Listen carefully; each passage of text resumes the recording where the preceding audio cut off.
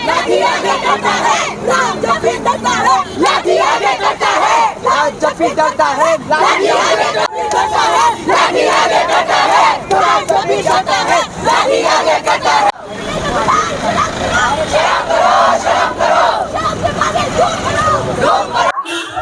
सब लोगों को लगता है कि हम लोग पॉलिटिकल पार्टी से बैक्ड है। कल एलओपी श्री जितेंद्र चौधरी हमें यहाँ पे आके मिला तो कुछ लोग बोल रहे हैं हम लोग सीपीआईएम से फंडेड है। ऐसा नहीं है।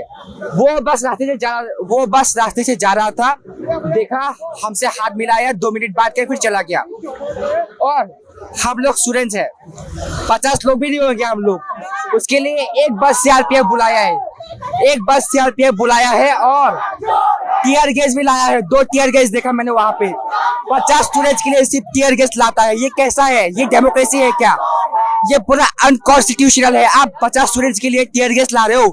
तो अगर हमारे व्हाट्सएप ग्रुप में 1000 से ज्यादा स्टूडेंट्स है, 1000 से ज्यादा स्टूडेंट्स अगर यहाँ पे आ गए तो आप क्या करोगे? लाठीचार्ज करोगे, जो दिल्ली पे किया था।